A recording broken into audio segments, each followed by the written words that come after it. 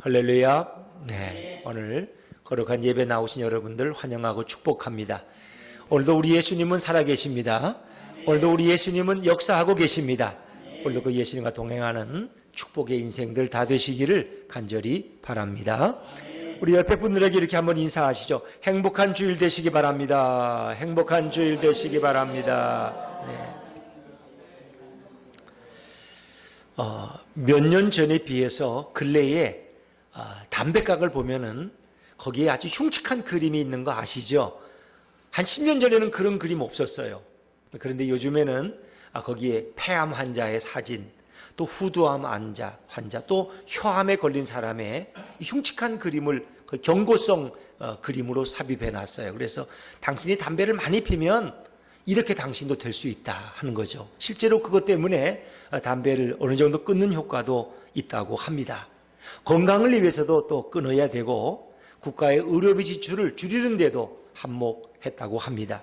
그러나 담배는 누가 말해도 인간에게 해롭습니다. 그런데 담배보다 더 해로운 것이 있습니다. 10배 이상 더 해로운 것이 있는데 그것이 바로 술입니다. 술. 그런데 술병에는 어떤 경고성의 문구나 그림이 없습니다. 사실 술은 담배보다 더 치명적이고 또 위험한데도 불구하고 왜 술병에는 그런 그림을 삽입하지 않았을까? 아마 이런 생각을 해봤어요. 술은 사람들이 그만큼 아마 가깝게 여기기 때문이 아닌가. 그래서 우리 어르신들은 아침 드실 때도 점심 때도 술 반주로 한 컵씩 드시면 건강에 좋다고 뭐 그런 얘기를 합니다. 그래서 우리 사회는 특히 술에 대해서 관대하죠. 그 술 먹고 실수할 수도 있지 뭘 그러냐고. 술 먹고 실수한 거는 되게 관대하게 받아들인다는 거예요.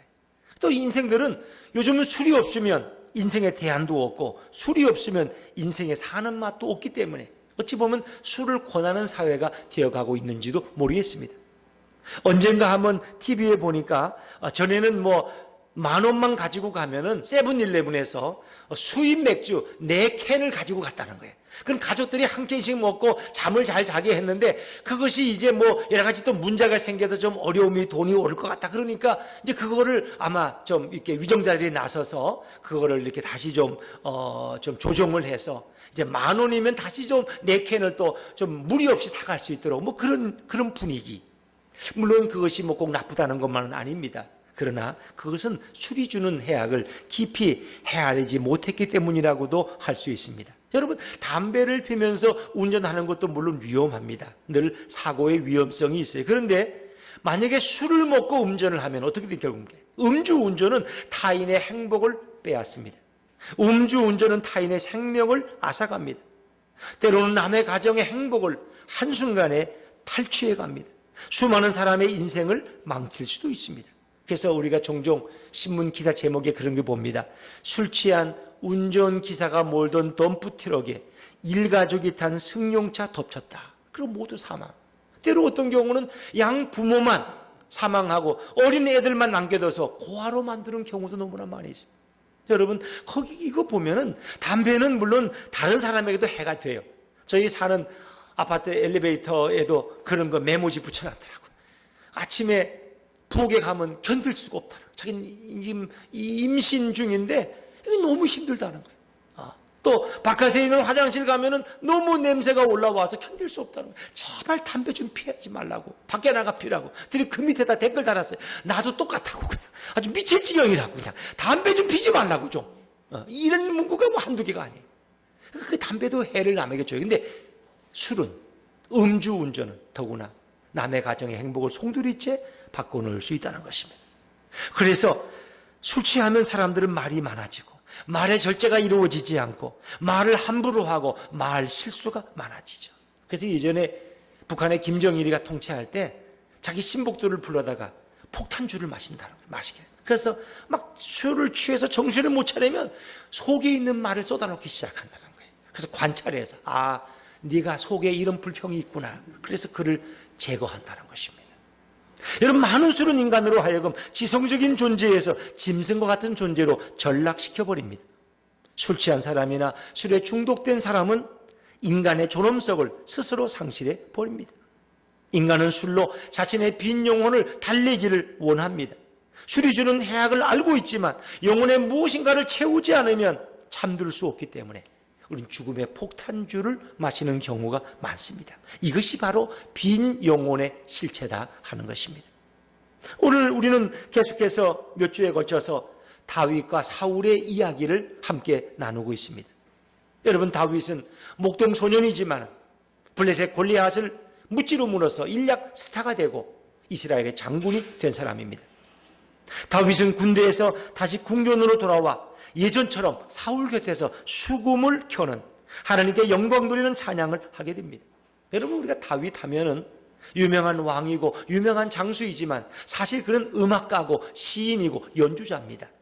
그래서 많은 시가 다윗이 작곡한 것들입니다. 다윗은 아주 훌륭한 시인이고 훌륭한 작곡가고 연주자입니다. 인간은 참으로 이렇게 사람들의 영혼은 늘 비기 때문에 거기에 악령이 틈탈 때 사람들은 그 악령으로 해서 고통을 당합니다.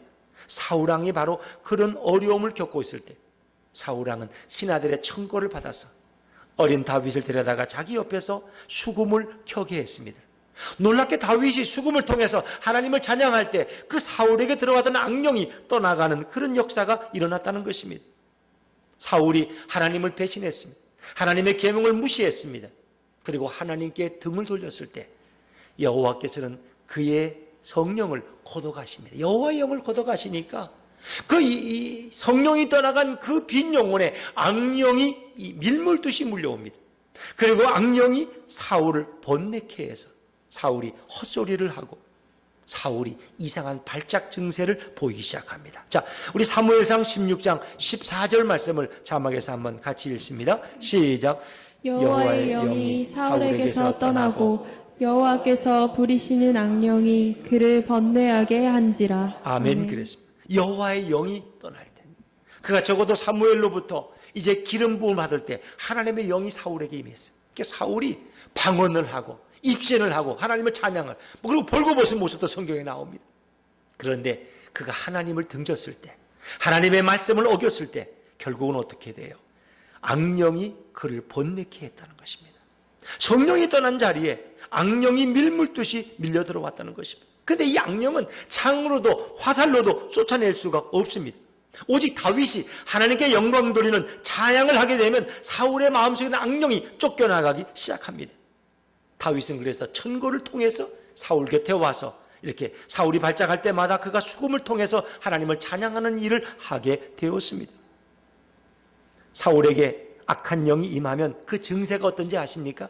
그가 정신없이 떠들었다는 거예요. 자기가 뭔 얘기를 하는 줄도 모르고 떠들어. 그 정신병원에 가면 우리가 알 수 있잖아요. 정신병원에 가면. 그렇잖아요. 뭐 정신병원에 그런 재밌는 유머 있지 않습니까? 몇 사람이 이렇게 몰려 앉았는데 누가 얘기하는 거예요? 자기는 하나님이라는, 자기는 하나님. 그러면 자기는 또 예수님이라는 거예요. 자기는 예수, 자기는 또 선지자라는 거예요. 그러고 이제 떠들고 있는데 그 자기가 하나님이라는 사람이 그래요. 너 무슨 얘기냐? 거짓말이지. 나는 너를 이 땅에 보낸 적이 없다고. 이게 정신없이 떠들어대는 사람들의 모습입니다. 자, 오늘 우리 이 사울의 모습을 10절에서 한번 다시 읽어볼까요? 10절입니다. 10절 한번 읽어보죠. 시작. 그 이튿날 하나님께서 부리시는 악령이 사울에게 힘있게 내림에 그가 집안에서 정신없이 떠들어대므로 다윗이 평일과 같이 손으로 수금을 타는데 그때에 사울의 손에 창이 있는지라. 아멘. 그랬습니다. 여기 보니까 하나님께서 부리시는 악령이 사울에게 힘있게 내렸다. 그 뭐예요? 하나님이 부르신다는 것은 하나님의 통제하에 하나님의 조종 아래 그 권세 아래 악령이 소속되어 있다는 것을 이야기하고 있습니다. 그러나 악령이 그에게 임할 때 그는 정신없이 떠들어대는 이상한 현상을 우리에게 보여주고 있습니다. 이 발작 현상은 왕권을 지키기 위해서 주변 사람들을 의심하는 그런 병이었습니다. 다윗은 사울에게 발작 현상이 일어날 때마다 하나님께 영광 누리는 찬양으로 사울의 메마른 영혼을 치료해 주곤 했습니다. 다윗의 수금은 사울 왕에게 피할 수 없는 피난처가 되었습니다. 다윗이 그러나 골리앗을 무찌른 후에 백성들에게 인기를 얻게 되었습니다. 다시 말하면 여인들이 사울은 천천히요 다윗은 만만이라고 그렇게 노래할 때 사울 왕은 악한 영으로 발작을 일으키게 됩니다. 그리고 다윗을 죽이려고 그 앞에서 창을 던지는데 2번씩이나 창을 던졌습니다. 자, 우리 오늘 11절 말씀을 읽어볼까요? 11절입니다. 시작.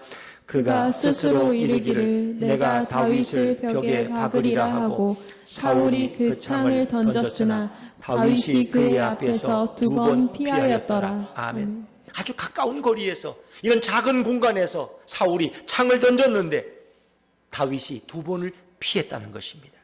자, 여러분, 사울은 정말 창을 잘 던지는 그런 장수였습니다.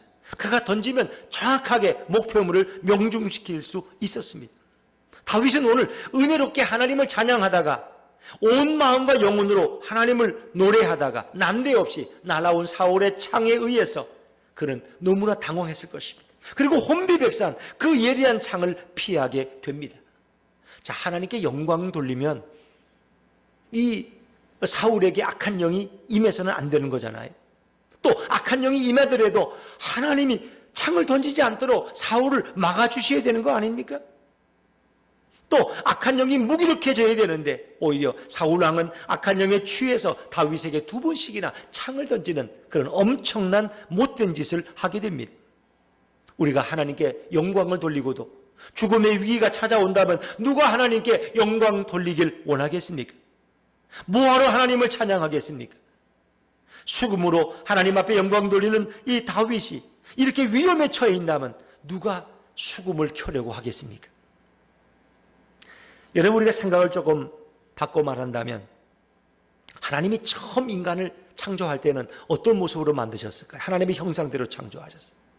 처음 하나님이 우리 인간을 만들 때 완벽한 존재로 조화롭게 만드셨어요. 그래서 그때는 어떤 악한 영이 우리에게 들어올 수가 없었어요.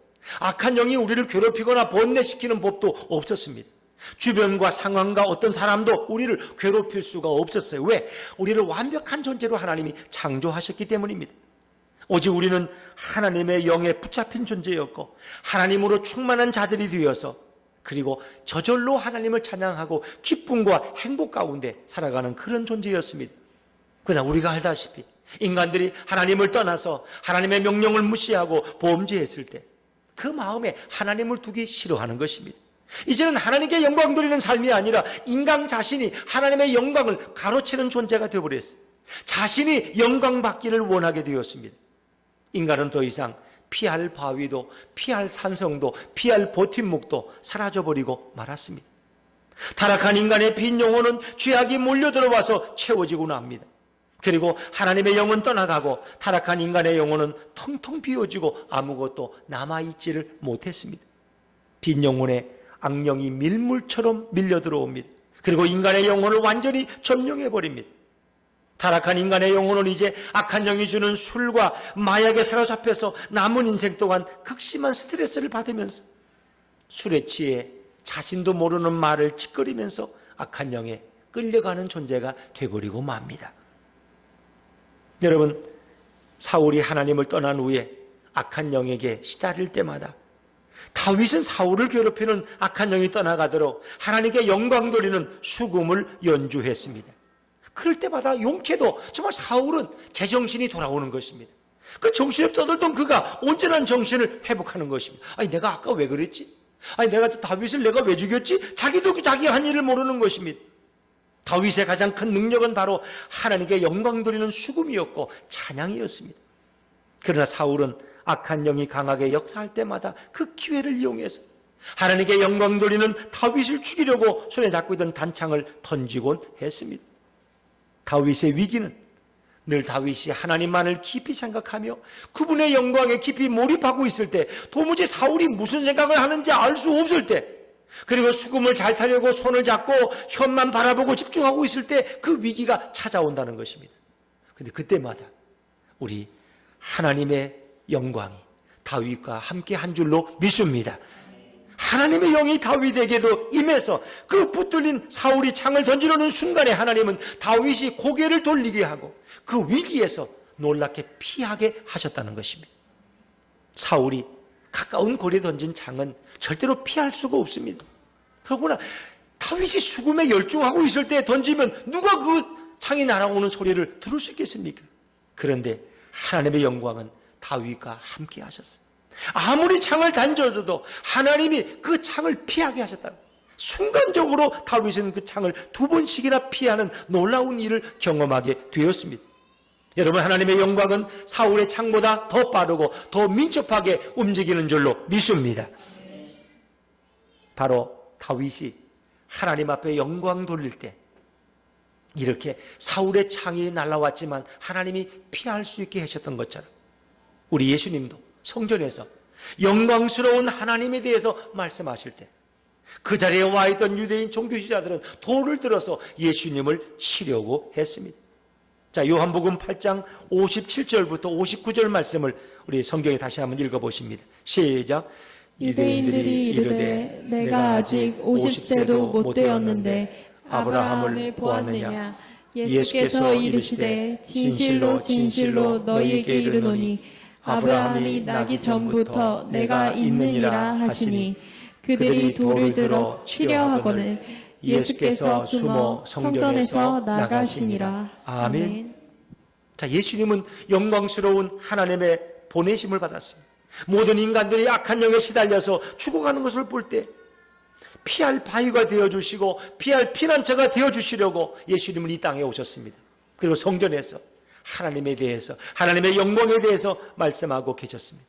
예수님은 아브라함보다 더 영광스러운 분이기 때문에 2000년 전에 아브라함이 나기 전부터 내가 먼저 있었다고 그렇게 말씀하십니다. 그 얘기를 듣고 유대인들은 예수님을 돌로 쳐 죽이려고 했지만 예수님은 성전에서 급히 숨어서 신속히 그 위험한 장소를 빠져나가십니다. 여러분, 예수님은 아무 때나 죽임을 당하면 안 됩니다. 반드시 유월절 어린 양이 죽을 때에 예수님은 죽으셔야만 했습니다. 유대인들이 사울왕처럼 화가 난다고 해서 예수님을 죽이려고 해도 예수님은 자신의 때가 아니면 그 자리를 피해서라도 인간들의 빈 영혼에 하나님의 영광에 충만히 임하도록 역사하신 분이 바로 우리 예수님이십니다. 예수님은 이 땅에서 하나님의 영광을 가장 많이 말씀하신 분입니다. 예수님은 직접 하나님의 영광을 목도한 유일한 분이 바로 예수님이십니다. 예수님과 하나님은 존재론적으로 동등한 분입니다. 두 분은 같은 하나님이십니다. 두 분 다 천지를 창조하신 분입니다. 예수님은 삼위일체 한 분으로 전혀 차등이 없습니다. 그런 예수님이 하늘의 영광된 보좌를 버리시고 천한 육신의 몸으로 이 땅에 내려오셨습니다. 그리고 예수님 자신의 영광을 철저하게 감추십니다. 자신의 영광을 드러내지 않으십니다. 죄 많은 인간들에게 찾아오셔서 하나님에 대해서 영광을 가장 깊고 넓게 알려주신 분이 예수님이십니다. 예수님의 말씀은 마치 천국의 수금처럼 하나님에 대한 찬양으로 들려졌습니다. 다윗은 수금으로 하나님을 찬양했지만 예수님은 친히 자신의 몸과 입술과 사역으로 하나님께 영광을 돌린 줄로 믿습니다. 예수님은 이 땅에 죽어가는 영혼들에게, 곧 빈 영혼들에게 예수님 자신의 영으로 그들을 채워주실 수 있는 유일한 분이셨습니다. 이것은 신만이, 하나님이신 그분만이 할 수 있는 전능한 능력입니다. 예수님의 영이 채워지면 어떤 인간들도 하나님의 영광을 체험하고 느낄 수가 있습니다. 예수님은 하나님의 영광의 광채이십니다. 오직 예수님만이 하나님의 모든 영광을 정확히 아시고 인간들에게 가르쳐 줄 수 있는 유일한 분이 바로 예수님이십니다. 예수님 안에 하나님의 영광은 가득 찼습니다. 예수님을 통해서 하나님의 영광과 자신의 영광을 보여주려고 하셨습니다. 우리 옆에 분들에게 한번 인사하시죠. 예수님은 하나님의 영광의 광채가 되십니다. 시작. 예수님은 하나님의 영광의 광채가 되십니다. 그렇습니다. 예수님은 항상 하나님을 찬양했습니다. 하나님께 영광 돌리고 자신은 무거운 십자가를 지고 인간들을 위해서 대신 죽기를 소원하셨습니다. 예수님께서 성전에서 하나님의 커다란 영광을 말씀하셨고 그 영광이 바로 아브라함이 나기 전부터 있었던 예수님 자신이라고 말씀하십니다. 그때 유대인들은 예수님을 참남하다고 신성모독이라고 하면서 돌을 들어 하나님의 영광을 알고 하나님의 영광으로 가득 찬 예수님을 돌로 쳐 죽이려고 했습니다. 사울왕은 다윗이 수금으로 하나님의 영광을 노래할 때에 그의 손에 있던 단창을 2번이나 던져서 죽이려고 했던 것처럼 예수님은 하나님의 영광으로 충만한 자신을 드러내실 때 유대 종교지자들은 예수님을 성전에서 돌로 쳐 죽이려고 했습니다. 그러나 아직 예수님의 때가 임하지 않았고 유월절 어린 양 잡을 때가 이르기 전이었기 때문에 예수님은 다윗처럼 성전에서 피하십니다. 예수님은 언제든지 자신이 피하려고 하려면 사람들의 눈을 가리우고 완벽하게 피할 수 있는 그런 분이셨습니다. 예수님은 성경에서 자신의 몸이 하나님의 영광이라고 말씀하십니다. 자신이 친히 하나님의 영광을 아는 유일한 자라고 진실되게 말씀하십니다. 그러나 예수님을 메시아로 인정하지 않았던 수많은 백성들은 오히려 예수님을 돌로 쳐서 죽이려고 했습니다. 예수님은 자신의 몸된 성전에서 자신이 참말을 하고 도망가고 피해야 되는 뼈저린 아픔과 수치를 가지고 이 땅에서 사역을 하셨습니다. 예수님은 자신의 영광을 말했기 때문에 모독을 받고 피해야 되는 수욕을 당하십니다. 인간들에게 예수님 자신 속에 있는 하나님의 영광을 보여주려다가 결국 멸시와 천대를 당하신 분이 바로 예수님이십니다. 여러분, 예수님은 하나님의 영광으로 가득한 분인 줄로 믿으시기 바랍니다. 예수님께는 하나님의 영광이 가득 칩니다. 말씀이 육신이 되어 우리 가운데 거하시니 은혜와 진리가 충만한 그분, 바로 하나님의 영으로 충만한 분입니다. 예수님만이 죄가 없으시고 예수님만이 하나님께서 친히 영광을 돌려주십니다. 예수님은 하나님의 영광으로 유일하게 가득 찬 분이 바로 예수님이십니다. 그래서 예수님은 유대인들에게 분명히 말씀하셨어요. 자, 요한복음 8장 54절 말씀 읽어볼까요? 요한복음 8장 54절입니다. 시작. 예수께서 대답하시되 내가 내게 영광을 돌리면 내 영광이 아무것도 아니거니와 내게 영광을 돌리시는 이는 내 아버지시니 곧 너희가 너희 하나님이라 칭하는 그이시라. 아멘. 오늘 예수님 말씀하십니다. 하나님 아버지는 예수님에게 영광을 돌리신다는 겁니다. 내게 영광을 돌리시는 이는 내 아버지시니, 다시 말하면 하나님 아버지는 예수님을 영화롭게 하셨습니다. 왜? 예수님이 하나님의 영광을 드러내셨기 때문에 하나님은 예수님을 영화롭게 하셨습니다. 왜냐하면 예수님은 하나님을 아는 분이고 이 땅의 모든 영혼들을 하나님께로 이끌 수 있는 유일한 분이기 때문입니다. 만약 예수님께서 하나님의 영광을 모른다고 한다면 예수님은 거짓말쟁이가 되는 것입니다. 예수님은 하나님의 영광을 모를 수가 없어요. 왜? 그 영광과 함께 계셨고 그 영광을 목도하신 분이 바로 예수님입니다. 그래서 하나님은 예수님을 통해서 당신이 영광 받기 위해서 예수님을 영화롭게 하셨습니다. 자, 요한복음 8장 55절 말씀 다시 읽어볼까요? 같이 읽습니다. 시작. 너희는 그를 알지 못하되 나는 아노니 만일 내가 알지 못한다 하면 나도 너희같이 거짓말쟁이가 되리라. 나는 그를 알고 또 그의 말씀을 지키노라. 아멘. 예수님은 누구보다 하나님을 너무나 잘 압니다. 그의 말씀을 지키고 순종하십니다. 그래서 하나님은 예수님을 영화롭게 하십니다. 예수님은 하나님을 알 뿐 아니라 하나님의 영광을 위해서 모든 것을 다 행하십니다. 그 구절이 나는 그를 알고 그의 말씀을 지킨다는 그 말씀으로 해석되어집니다. 예수님이 오시기 2000년 전에 이스라엘 민족의 조상이던 아브라함까지도 영광의 예수님이 이 땅에 올 것을 이미 보고 즐거워했다고 말씀하십니다. 근데 유대인들은 그게 거짓말이라고, 아니 내가 나이가 50도 안 됐는데 어떻게 아브라함을 보았느냐고 책망하고 욕합니다. 그러나 예수님은 아브라함보다 먼저 선재하신 분입니다. 아브라함이 나기 전에 내가 이미 존재했다고 예수님은 말씀하십니다. 자, 요한복음 8장 56절 57절 말씀을 읽습니다. 시작. 너희 조상 아브라함은 나의 때 볼 것을 즐거워하다가 보고 기뻐하였느니라.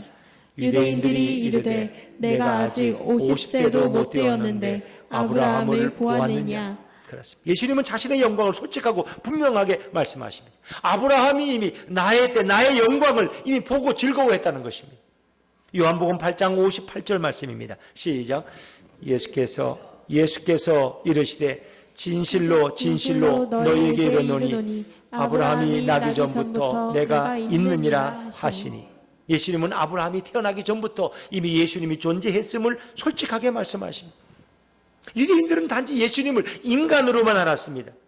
예수님이 육신의 모습으로 나타나서 자신의 영광으로 빈 영혼들에게 자신의 영을 채우시는 메시아라는 사실을 그들은 망각하고 받아들이지를 못했습니다.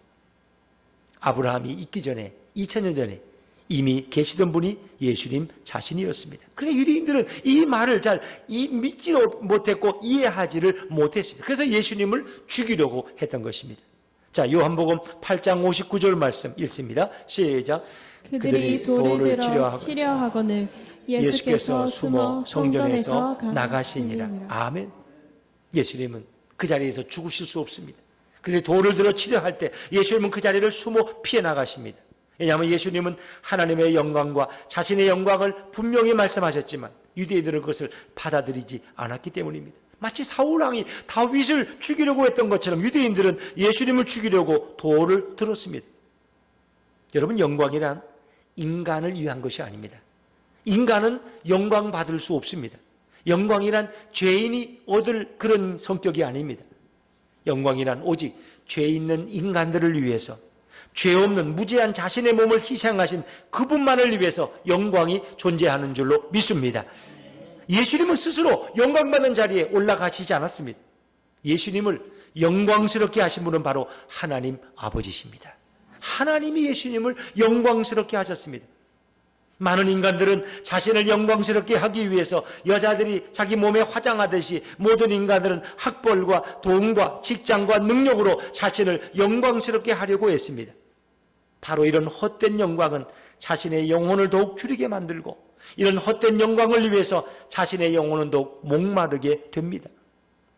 오직 다윗과 예수님처럼 우리는 하나님께 영광을 돌리고, 다윗처럼 수금으로 영광을 돌리고, 예수님처럼 말씀과 사역으로 영광을 돌려야 할 줄로 믿습니다. 하나님께 영광 돌리는 그 모습을 싫어하는 악령은 오늘도 사람들 속의 역사에서 창을 던지도록 만들고 돌을 던지도록 충동질하는 것입니다. 결국 하나님은 자신의 영광 안으로 자신의 자녀들이 피하도록 반드시 역사해 주십니다. 이 세상엔 두 부류가 있습니다. 하나님 앞에 내 인생을 통해서 영광 돌리길 원하는 자들과 또 그것을 매우 싫어하는 자로 정확하게 나눠지는 것입니다. 예수님의 영을 받은 자는 하나님께 영광을 돌립니다.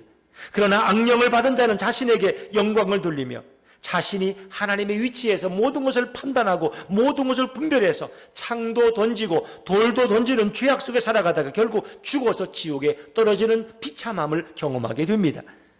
영광이란 인간이 인간을 위해서 만들어진 개념이 아닙니다. 영광은 피조물이 조물주께 영광 돌리는 것이 진정한 영광인 줄로 믿습니다. 우리를 지으신 하나님 앞에 우린 영광을 올려드리는 것입니다. 하나님 아버지는 영광스러운 분이십니다. 그분은 전능자이시고 창조주시고 무한한 분이시고 끝이 없는 분입니다. 하나님 아버지께는 항상 영광이 차고 넘칩니다. 하나님 아버지는 인간에게 모든 피조물 중에 가장 뛰어난 영광의 옷을 입혀 주셨습니다.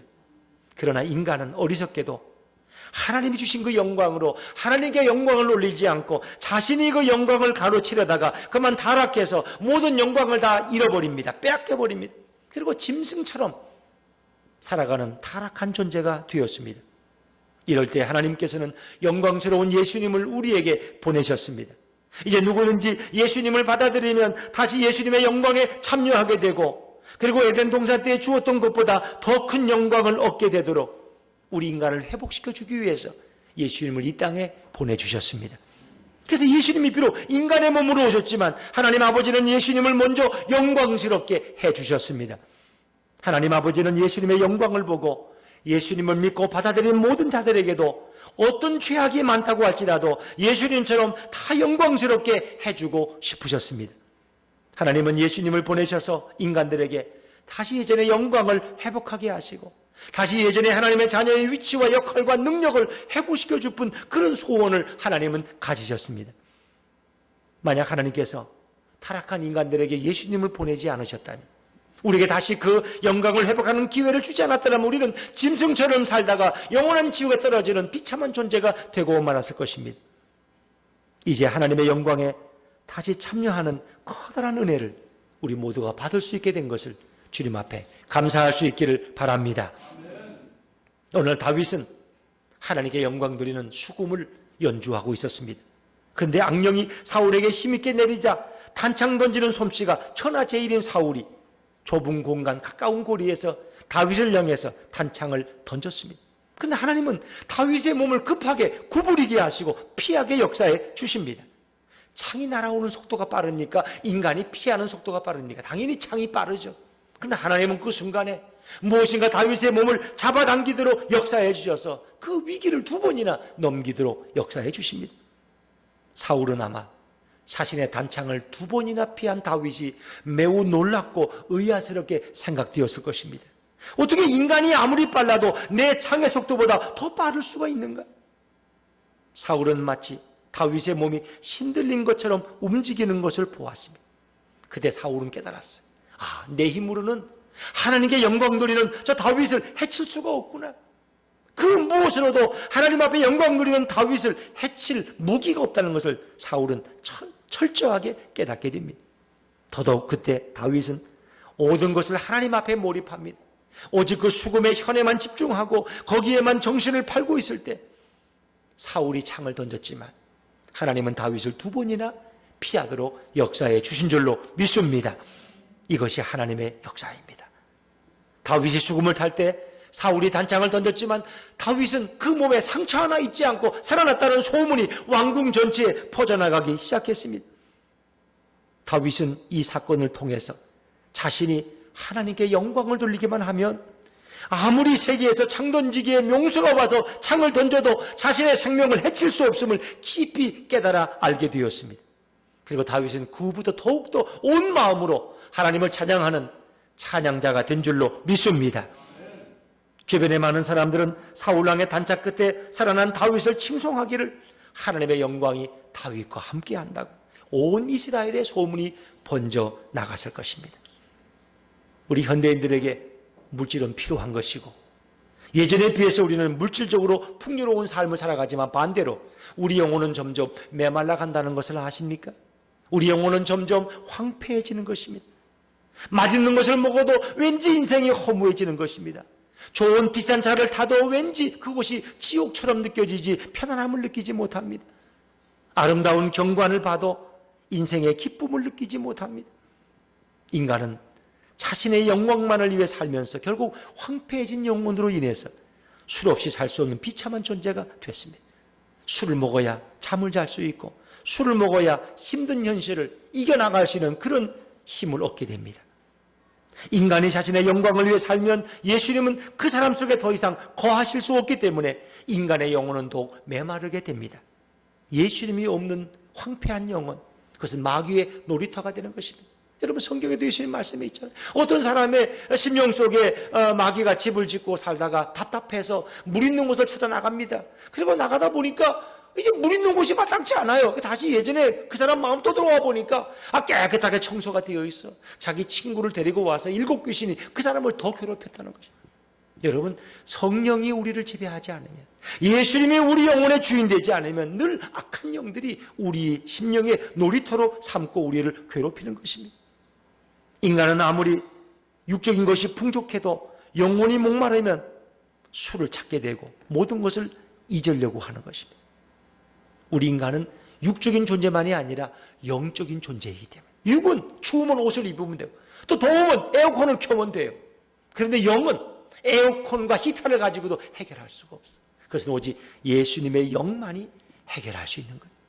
누구든지 예수님 앞에 나오면 인간의 영혼이 예수님으로 충만하게 될 줄로 믿습니다. 인간들이 자신의 영광을 위해 살지 않고 예수님의 영광이 충만해지도록 예수님을 믿고 받아들이면 우리의 빈 영혼은 채워진 영혼이 되고 어떤 물질과 성공과 부귀보다 더 행복하고 더 기쁜 삶을 살게 될 줄로 믿습니다. 여러분 물질이 인간을 행복하게 한다면 왜 선진국은 그렇게 잘 사는데 후진국에 비해서 어떤 후진국 아프리카 같은 데는 뭐 GNP가 $1,000도 안 돼요. 500달러도 안 돼. 그런데 선진국 4만 달러, 5만 달러가 돼도 왜 그렇게 자살을 많이 합니까? 왜 행복한데 누가 죽습니까, 여러분? 행복해 죽습니까? 물질이나 인간의 과학적인 발전이나 번영이 인간의 행복을 보장하지 못한다는 것입니다. 바로 인간이 자신의 영광만을 위해 살기 때문에 인간의 영혼은 더 메마르고 더 황폐화되는 것입니다. 인간의 영혼은 무엇으로라도 채워져야 됩니다. 그래서 어떤 사람은 그 영혼을 술로 채우려고 노력하고 있고 어떤 사람은 예수님으로 채우려고 새벽마다 주님 앞에 나와서 말씀 듣고 기도하는 것입니다. 왜? 인간은 영적인 존재라니. 인간의 영혼은 예수님의 영으로만 채워질 수 있는 것입니다. 이제 예수님의 영광을 받아들이면 처음 창조할 때 하나님이 주신 그 영광이 가득해서 예수님과 더불어 동행하는 인생을 살게 되고 예수님의 성령으로 충만해짐으로 진정한 행복과 기쁨이 넘칠 줄로 믿습니다. 성도는 누구입니까? 성도는 자신의 영광을 위해 사는 자가 아닙니다. 내 영광을 위해서 스펙을 쌓고 학력을 쌓고 능력을 쌓는 그런 사람들이 아닙니다. 자신의 영광을 위해서 자신의 인생을 소비하는 자가 있다면 아무리 교회 백날을 다녀도 구원에 이를 수가 없습니다. 성도의 구원은 교회 출석으로 구원이 결정되는 것이 아닙니다. 우린 예수님을 믿음으로 얻어지는 믿음의 구원을 얻어야 할 줄로 믿습니다. 성도란 자신의 영광보다 하나님께서 예수님에게 부어주신 바로 그 영광에 우리는 참여해야 합니다. 예수님께 영광 돌리는 자로 남은 인생을 살아야 진정한 성도가 될 수 있습니다. 성도란 교회에서 직분의 영광을 먼저 구하면 안 됩니다. 여러분, 중세시대 교황과 사제가 왜 타락했습니까? 바로 그들은 교황이 예수님께 영광을 돌리지 않았습니다. 모든 예수님께 돌려야 될 영광을 자신이 가로채버렸습니다. 사제들이 가로채버렸습니다. 그래서 그들은 결국은 하나님을 믿은 것 같지만 그들은 결국 지옥으로 떨어지고 마는 것입니다. 결국 그들은 면죄부를 판매하고 결국 돈을 구하게 되고 세상의 권력을 소원하게 되고, 그래서 중세교회는 철저하게 타락하고 망하게 되어가는 것입니다. 여러분, 우리는 때로는 직분의 영광을 구할 수도 있습니다. 여러분, 교회의 직분이라는 건 교회에 일하라고 섬기라고 준 직분이지 그것이 자신을 섬기는 영광이 되면 안 됩니다. 교회 오면 내가 목사니까 나를 이만큼 사람들이 떠받들어야 되는 거 아니야? 그러면 예수님의 영광을 자기가 가로채는 거예요. 나는 이렇게 교회의 권사인데 왜 나를 알아주지 않는 거야? 이렇게 하면은 그 예수님의 영광을 내가 가로채니까 늘 마음에 불편함이 있고 행복함이 없는 것입니다. 교회에서 직분을 명예직중으로 알았던 자들은 천국에 이를 수가 없습니다. 하나님 아버지 영광을 직접 볼 수가 없는 것입니다. 성도는 세상에서든 교회에서든 모든 영광을 예수님께 돌리는 자가 되어야 할 줄로 믿습니다. 내가 살아가는 목적, 주님께 영광 돌리게 사는 거예요. 고린도서 10장 31절처럼 먹든지 마시든지 무엇을 하든지 우리는 하나님의 영광을 위해 살아가는 자가 되는 것입니다. 예수님은 이런 성도들에게 예수님의 영광에 참여시켜 주십니다. 부활의 영광을 경험하게 하시고 예수님과 함께 영원히 살도록 인도해 주십니다. 항상 예수님의 영광으로 해와 달이 더 이상 필요 없는 천국에서 살게 해 주실 줄로 믿습니다. 사울왕은 하나님이 이스라엘 왕으로 그를 세워주셨음에도 불구하고 자신의 영광을 위해 살았기 때문에 불행한 자가 됩니다.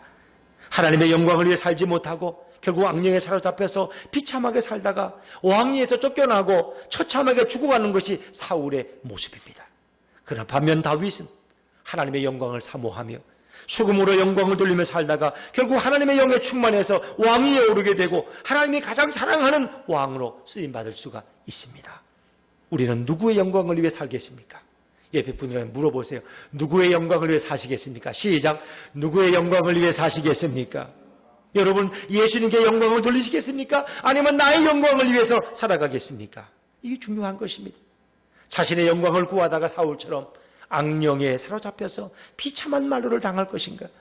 아니면 예수님의 영광을 드러내며 예수님의 신부로서 영원히 천국에 살 것인가? 우리의 선택이라는 것입니다. 예수님께 영광을 돌리다가 세상으로부터 창이 날아오고 돌이 날아와도 겁낼 것이 없습니다. 왜? 예수님이 다 막아주시고 예수님이 피하게 해주실 줄로 믿습니다. 예수님은 우리의 영혼이 비워지고 메마르지 않도록 때를 따라서 은혜를 부어주시는 분이 바로 우리 예수님이십니다. 예수님은 세상의 창보다 더 빠르고 예수님은 세상의 어떤 위험으로부터도 우리를 다 보호하시고 막아주시는 분이 바로 우리 예수님이십니다. 우리가 어떻게 하면 예수님께 영광을 돌릴 수가 있을까요? 어떻게 하면 예수님의 이름이 높아질 수 있을까요? 예수님의 영광을 항상 생각하는 자는 예수님의 영이 가득해서 환난과 위기에서도 예수님이 늘 구해주심을 경험할 수 있습니다.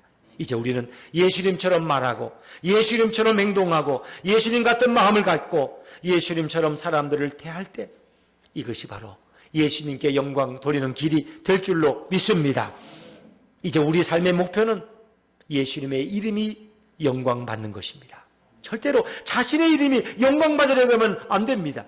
예수님의 이름에 모든 존귀와 영광이 돌려져야 할 줄로 믿습니다.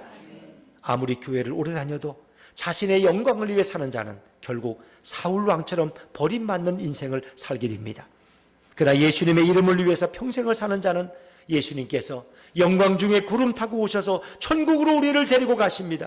가장 존귀한 자로 우리를 만들어주시고 가장 영광스러운 인생을 살게 하실 줄로 믿습니다. 이제 세상을 본받지 말고 예수님을 본받는 우리가 되어야 됩니다. 왜 사울왕은 악령에 사로잡혀서 왕위에서 폐위되고 불쌍한 인생을 살다가 비참하게 죽임을 당했습니까? 왜 다윗은 수금으로 하나님께만 영광을 돌리다가 죽음의 위기에서 벗어날 뿐 아니라 왕궁의 주인이 되고 하나님과 백성들에게 가장 존경받은 왕이 될 수 있었을까요? 그 근본 이유는 한 가지입니다. 누구에게 영광을 돌리느냐 하는 것입니다. 이 작은 차이, 하나님께 영광을 돌릴 것이냐, 내가 영광을 가로챌 것이냐 하는 것입니다. 성도들이 성경을 덮어놓고 살게 되면 본능적으로 자신의 영광을 위해서 남은 인생을 살기가 쉽습니다. 직장에서도 자신의 영광을 위해서, 가정에서도 자신의 영광을 위해서 말과 행동을 하게 되고, 심지어 교회에서도 자신의 영광을 위해서 말과 행동을 하게 되고 예배에 참여하게 됩니다. 그런데 성경을 읽어보면 두 부류의 사람들이 계속 반복적으로 서게 됩니다. 예수님께 영광을 돌리는 부류와 그리고 자신에게 영광을 돌리는 부류가 구약부터 신약까지 계속 반복적으로 소개되고 있습니다. 그리고 이들의 인생의 온 과정이 자세히 성경에 기록되고 있습니다. 성경은 교훈을 주기 위해서, 성경은 영적으로 깨달음을 주기 위해서 영에 대해서 소개이 된 우리들에게 주신 유일한 하나님의 책이 바로 성경입니다. 그래서 여러분이 날마다 성경을 펴놓고 읽으시면 자신의 영광을 위해 살려 하다가도 어이구 내가 잘못했구나 이렇게 살면 안 되지. 매일 영적인 교훈을 받게 되고 자신의 인생을 수정하는 삶을 살게 될 줄로 믿습니다. 예수님께 영광 돌리는 인생을 날마다 수정해서 결국 예수님을 향하는 은혜로운 인생을 살게 됩니다. 그러나 예배 시간에 성경을 덮어놓은 자, 성경을 읽지도 않고 성경 속에서 예수님의 모습을 알려고 하지 않는 자는 결국 어떻게 해요? 자신의 영광만을 구하다가 악령에 사로잡힌 사울처럼 비참하게 살다가 죽어가는 불행한 삶이 되는 것입니다. 매일 성경을 한 장 읽는 것과 성경을 덮어두고 사는 것은 별로 큰 차이가 없는 것 같지만 여러분 일생을 성경을 하루에 한 장씩 읽는 사람과 성경을 읽지 않고 살아가는 사람은 엄청난 차이가 납니다. 성경에는 예수님께 영광 돌리는 그 모습, 하나님께 영광 돌리는 인생들의 모습이 소개되기 때문입니다. 예수님께 영광을 돌리려면 인생이 어떤 축복을 받았는지 성경을 자세히 읽어야 됩니다. 신앙생활을 30년, 40년 해도 성경은 안 읽고 그냥 신문만 읽고 우리가 TV에 뉴스만 열심히 본다면 저절로 자신의 영광을 위해 살아가는 존재로 전락해버리고 맙니다. 겨우 사울왕과 같은 인생이 우리에게 찾아옵니다. 그러나 비록 이번 달에 교회를 처음 나왔고 예수님을 처음 만났다고 할지라도 날마다 성경을 읽고 예수님을 알아가면 여러분은 예수님의 영광을 위해 살아가게 될 줄로 믿습니다.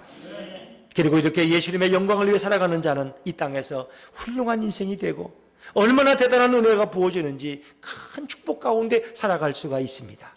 우린 그것을 깨달을 수 있습니다. 이런 사람은 예수님이 무엇을 하든지 그를 쫓아다니면서 축복해 주십니다. 어떤 유혹, 어떤 시험이 와도 다 이겨내고 저절로 피하여 넘치는 축복을 허락하게 될 줄로 믿습니다. 성경은 자신의 영광을 버리고 예수님의 영광을 위해 사는 첫걸음이 바로 성경으로부터 시작된다고 우리에게 말씀하고 있습니다. 우리 예수분께 성도들은 날마다 성경을 읽으셔서 자신의 영광을 위해 사는 자는 한 사람도 없기를 바랍니다. 날마다 성경을 읽음으로 이젠 예수님께 영광을 돌리고 하나님을 위해 살아가는 복된 성도들 될 줄로 믿습니다. 이미 예수분께 성도들은 다 이런 행복한 성도가 된 줄로 믿습니다. 예수님의 영광을 위해서 우리 주님과 동행하는 우리의 한 주간의 삶이 되시기를 주의 이름으로 축원합니다.